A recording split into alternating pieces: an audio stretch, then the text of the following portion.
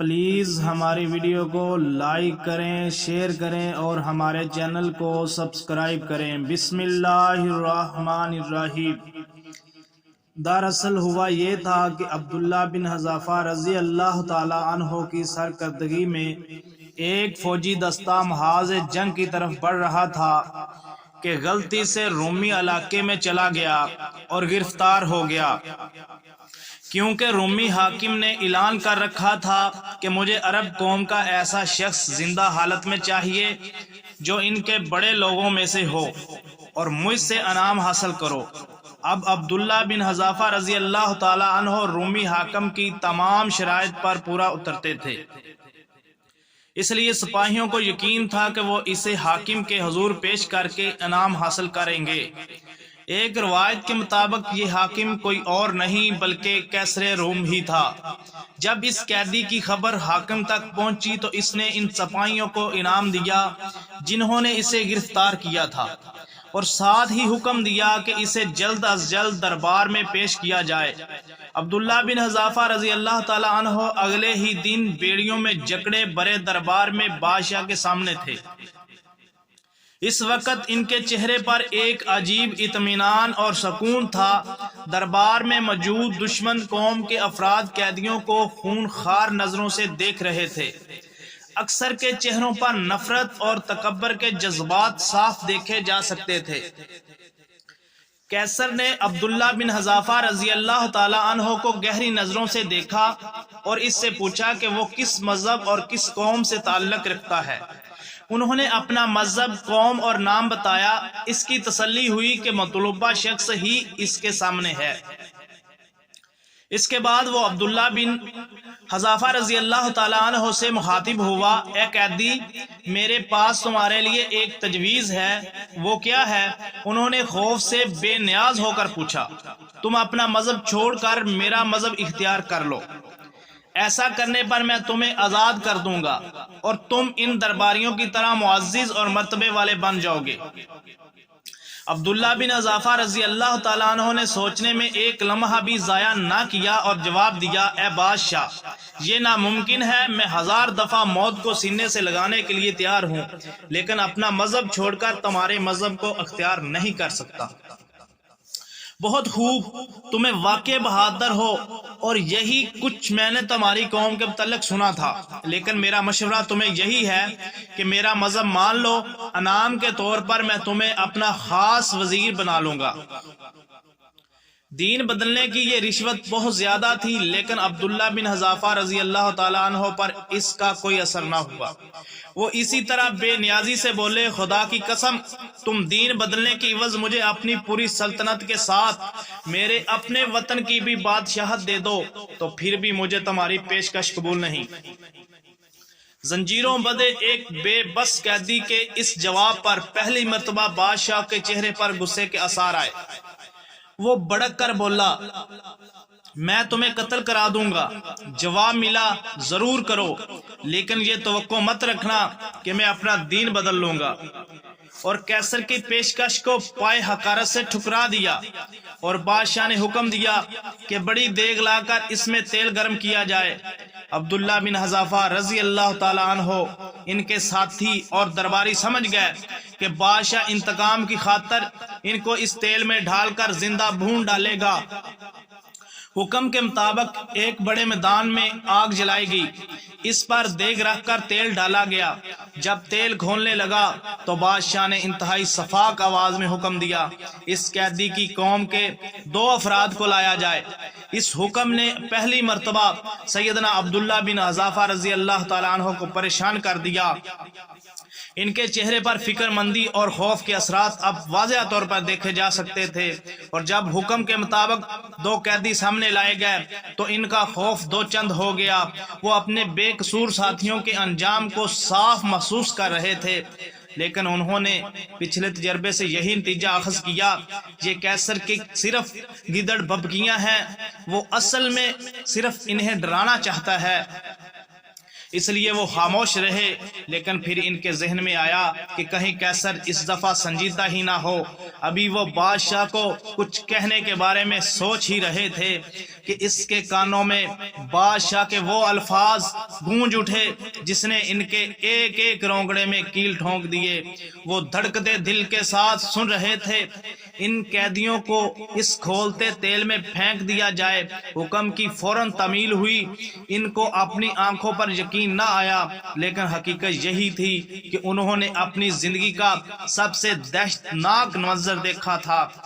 ان کے 2 ساتھیوں کو تیل میں پھینک دیا گیا تھا اور وہ بے بسی کی تصویر بنے انہی پھٹی ہوئی آنکھوں سے دیکھتے رہے۔ وہ دونوں مجاہدے چشم زدن میں زندگی سے آزاد ہو گئے۔ بادشاہ کی آنکھوں کی شیطانی چمک کچھ اور بڑھ گئی۔ وہ پھنکارتے ہوئے بولا، اے قیدی، اب تیرے لیے آخری موقع ہے، اب بھی چھوڑ دے اپنے دین کو اور موت کی بجائے زندگی قبول کر لے۔ سیدنا عبداللہ بن حذافہ رضی اللہ تعالیٰ عنہ نے نفرت، غصے اور حقارت کا بھرپور مظاہرہ کرتے ہوئے اس مرتبہ بھی انکار کر دیا۔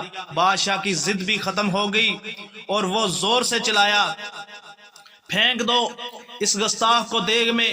سپاہیوں نے انہیں پکڑا اور گھسیٹتے ہوئے تیل کی دیگ کے قریب لے آئے۔ اس موقع پر بادشاہ اور اس کے درباریوں نے عجیب منظر دیکھا۔ وہ دیکھ رہے تھے کہ سیدنا عبداللہ بن حذافہ رضی اللہ تعالیٰ عنہ کی آنکھوں سے آنسو گر رہے ہیں۔ بادشاہ کو پہلی مرتبہ اپنی ضد کی فتح کا آثار دکھائی دیے۔ اس نے ہاتھ اٹھا کر سپاہیوں کو روکا۔ دربار میں شور مچ گیا۔ وہ آپس میں کہہ رہے تھے، دیکھو قیدی رو رہا ہے۔ بادشاہ نے قیدی کو قریب لانے کا حکم دیا۔ شاید وہ یقین کرنا چاہتا تھا کہ قیدی واقعہ رو رہا ہے۔ قیدی سچ مچ رو رہا تھا۔ اس کے نورانی چہرے پر آنسو موتی بن کر چمک رہے تھے۔ اے قیدی، آخر تم نے اپنی ضد چھوڑنے کا فیصلہ کر ہی لیا۔ ٹھیک ہے، تم اعلان کرو کہ میرے دین کو قبول کرتے ہو۔ لیکن سیدنا عبداللہ بن حذافہ رضی اللہ تعالیٰ عنہ نے جواب میں جو کچھ کہا، اس سے بادشاہ ہی نہیں دربار کا ہر آدمی چونک پڑا۔ نہیں اے ظالم بادشاہ، میں تمہارا مذہب ہرگز قبول نہیں کروں گا۔ تو پھر تم رو کس بات پر رہے ہو؟ اے احمق بادشاہ، میں موت کے خوف سے نہیں رو رہا، میں تو اس حسرت پر رو رہا ہوں کہ کاش میرے پاس 1 سے زیادہ جانیں ہوتی، 1,00,000 جانیں ہوتی، اور میں ہر جان اس کھولتے ہوئے تیل میں ڈال کر خدا کی راہ میں قربان کر دیتا، مگر افسوس میرے پاس تو 1 ہی جان ہے، بس اس محرومی پر رو رہا ہوں۔ دربار پر موت کی سی خاموشی طاری ہو گئی۔ یوں لگتا تھا کہ وقت ٹھہر گیا ہو، زندگی کی سانس رک گئی ہو، منظر ایک تصویر بن گیا ہو، ماضی اور مستقبل ختم ہو کر صرف لمحہ موجود بن گیا۔ بادشاہ بھی بت بن کر اس عجیب و غریب قیدی کا منہ دیکھ رہا تھا۔ اس نے بھلا ایسا انسان زندگی میں کہاں دیکھا ہوگا؟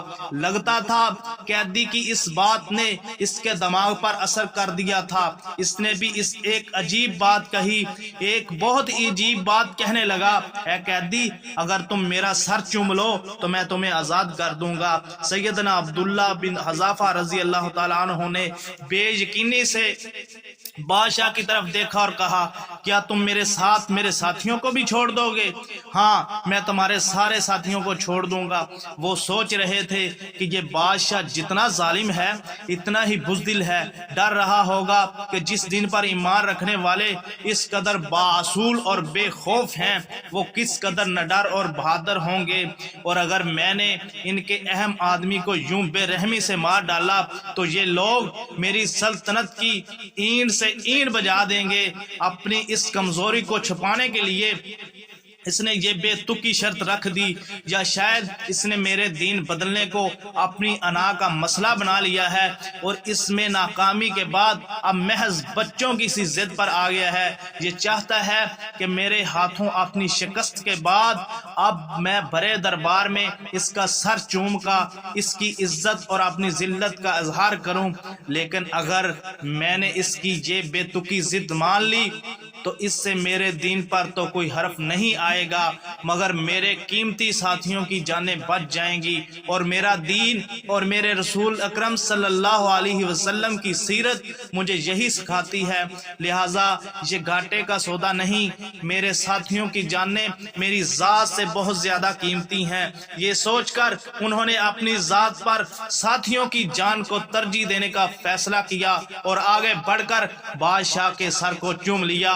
بادشاہ نے فوراً انہیں اور ان کے باقی ساتھیوں کو آزاد کرنے کا حکم دے دیا۔ خلیفہ ثانی حضرت عمر رضی اللہ تعالی عنہ مسجد نبوی میں بیٹھے تھے، سیدنا عبداللہ بن حذافہ رضی اللہ تعالی عنہ ان کے سامنے بیٹھے تھے۔ ان کی زبانی سارا واقعہ سننے کے بعد بولے، اے عبداللہ بن حذافہ رضی اللہ تعالی عنہ، تم پر 1000 بار رحمت نازل ہوں۔ اس کے بعد حضرت عمر فاروق رضی اللہ تعالی عنہ اٹھے اور اعلان کیا کہ ہر مسلمان پر لازم ہے کہ وہ آگے بڑھ کر عبداللہ بن حذافہ رضی اللہ تعالی عنہ کا سر چوم لے، اور دیکھو میں سب سے پہلے ان کے سر پر بوسہ دیتا ہوں۔ خلیفہ دوم حضرت عمر فاروق رضی اللہ تعالی عنہ اٹھے اور ان کو بوسہ دیا۔ حضرت عبداللہ بن حذافہ رضی اللہ تعالی عنہ ان صحابہ کرام میں سے تھے جنہوں نے مکہ میں بہت آغاز ہی میں اسلام قبول کر لیا تھا۔ ان کے اس اقدام اور عمر فاروق رضی اللہ تعالیٰ عنہ کی تصدیق کے بعد آج کا یہ دور ہمیں دعوت و فکر دے رہا ہے کہ ہم درست ہیں یا اللہ کے رسول صلی اللہ علیہ وسلم کی تربیت یافتہ یہ مجاہد، شاید اسی وجہ سے انہیں اللہ کی نصرت حاصل تھی اور ہم خون کی ندیاں بہا کر بھی محکوم بے بس لاچار ہیں۔ پلیز اگر یہ ہماری ویڈیو اچھی لگے تو پلیز لائک کریں، شیئر کریں اور ہمارے چینل کو سبسکرائب کریں۔ جزاک اللہ۔